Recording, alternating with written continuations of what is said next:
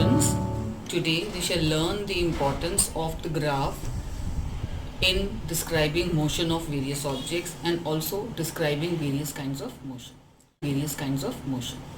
For example, uh, let us look for this graph, which is a distance time graph.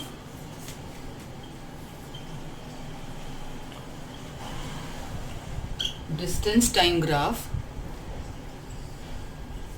and the graph is a line parallel to time axis.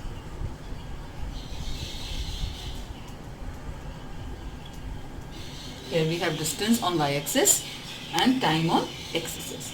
So if distance time graph is a line parallel to time axis, it means that for any instance of time, if you divide this in various intervals, so this is 1 second, 2 second, 3 second, 4 second and 5 second.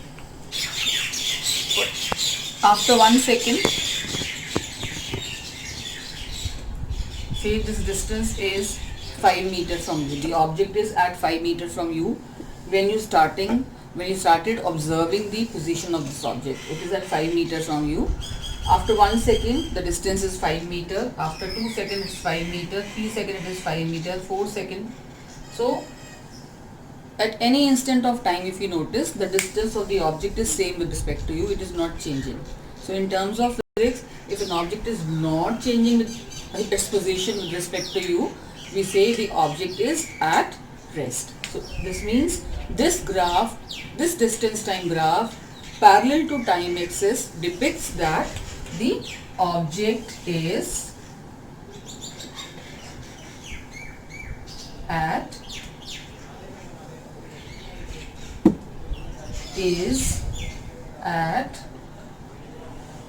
rest. The object is not moving, it is not changing its position with respect to you at any instant of time. Now let us try to plot a different distance time graph this time. Now let us look at this data provided to us for the distance and time. At 8 o'clock in the morning, the car is at rest. The distance covered by car is 0. At 8:10, say the distance covered is 10 kilometer. 8:20, the distance covered is 20 kilometer. And 8:30, you notice that the distance covered was 30 kilometer. Now if we try to show this journey of the car on the distance time graph, 8, 8:10, 8:20, 8:30. Now these are at equal intervals of time of 10 minutes. So we can have the equal gaps here.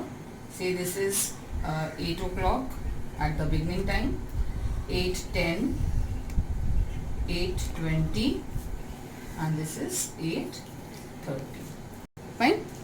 And here also 0, 10, 20, 30. The equal gap of 10, say kilometers. Distance is in kilometers.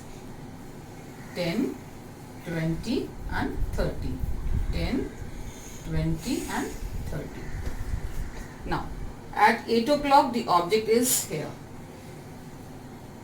At 8:10 the distance covered is 10 kilometer. 8:20 the distance covered is 20 kilometer. And at 8:30 the distance covered is 30 kilometer, right? So if you join this, you will observe that all these points are in straight line. This will form a straight line.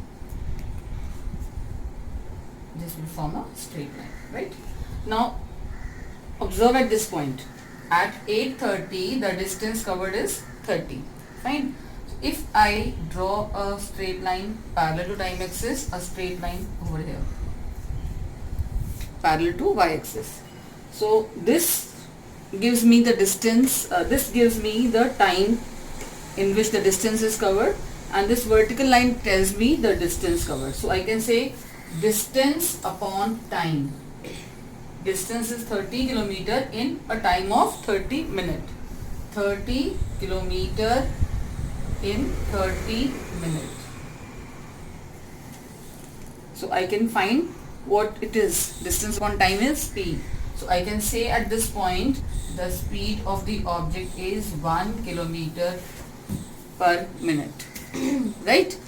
1 kilometer per minute, say at point C. If I try to find the speed at some other point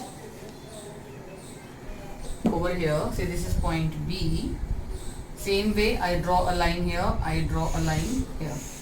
Fine. Now this again distance upon time. For this point B, the distance covered is 20 kilometer and time taken is 20 minutes. So 20 kilometer by 20 minutes. Again it is 1 kilometer per minute. So here also the speed is, at point B also the speed is 1 kilometer per minute. Similarly I can find for point A also. Distance time graph for the case of uniform motion is a straight line graph inclined to time axis. Okay, so that way I found the speed by dividing distance with time. Now let us now look at this graph. This graph is for say car 1 and car 2. There are two cars whose distance time graph can be shown like a straight line as shown here, right, as depicted here. Now which car is moving faster? Can we compare the speed of the two cars using this graph? Yes, we can. We know that the car which will cover a greater distance in the same time, if we keep the time factor same, in the same time whichever car has covered a greater distance is moving at a faster speed. So let us draw a line here parallel to time axis. Let us draw a line here parallel to distance axis. Now that means at time, say this is say time t1, at time t1 this particular car 2 has covered a distance say d2, and in the same time car 1 is here. So car 1 has covered a distance of d1. Now since d1 is greater than d2, so we can say car 1 is faster. So just by looking at the slope of the distance time graph, we can say that which car or which object is faster than the other. We can compare the speeds of the object also using the distance time graph. Okay. Now, what if the motion is not uniform? Then what the graph will look like? If the motion is not uniform, that means at every instance of time, the object at every interval of time, the distance covered by the object is not same but different. So let us assume the case: time on x-axis, distance on y-axis. Again at 8 o'clock we observed the object is at rest. Suppose at 8:10 it covers a distance of 5 kilometer. Fine. 8:20. But if it is a non-uniform motion, unequal distances and equal intervals of time. So let us assume that it has covered a distance of 7 kilometers. So 7 is somewhere here. 7. Fine. At 8:30, let us say it is 50. The graph is not a straight line but a curve. If the distance time graph is not a straight line but a curve, so we can say such a case is of non-uniform motion, as the object is not covering equal distances in equal intervals of time, and the speed will also be different because of this non-uniform motion. Right? Now let us look for certain other graphs also. Now, if let us look at this graph again. 1, 2, 3, 4.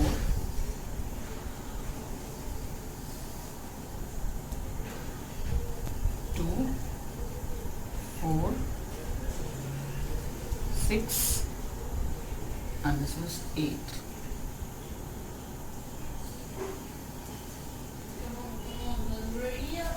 Now, the change in velocity from say point B to point A. Point B to point A. From point B to point A, at point B if we say the velocity is 6. At point A the velocity is 8.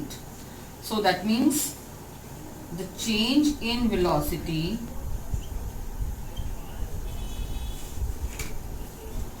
is equal to 8 minus 6, that is 2 meter per second. And this change was observed in a time gap of 1 second. So this line is 1 second. So if we do y upon x here for finding the slope, so change in on y-axis we have the change in velocity, on x-axis we have time. This length is y. So 2 by 1, so we can say it is 2 meter per second square, because change in velocity with time is nothing but acceleration. It is nothing but the acceleration. So acceleration is 2 meter per second square. So by finding slope of this graph we find. What if the graph is not a straight line? Definitely, if the graph is not a straight line, so acceleration is not going to be uniform. So that is the case of non-uniform acceleration. And what if this graph is a straight line parallel to time axis? The position of the object was such that the speed was 6 meter per second. At every instant of time, the speed of the object was 6 meter per second. So again, this is a case of constant speed or uniform motion.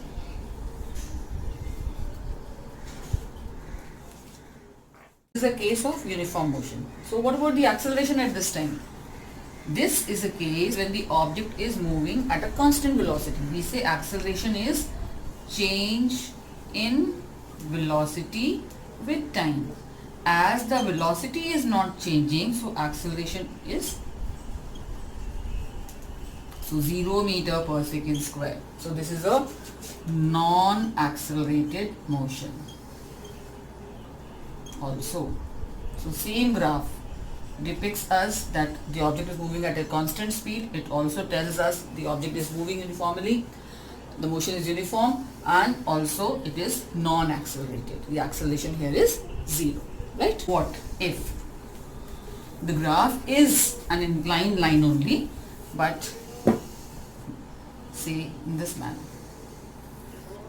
What is this? It's a VT graph, but now the line is other way around, right? So now you see, initially the object has some velocity and later on it comes to rest. Fine. Acceleration is change in velocity, change in always given as final velocity minus initial velocity upon time. Fine. Say, let us say this is 10, this is 0, and the time taken is 5 seconds. Fine. So we can say it is 0 minus 10 by 5. So minus 2 meter per second square. Acceleration is negative. That is, it is a case of retardation or negative acceleration. Acceleration can be negative also.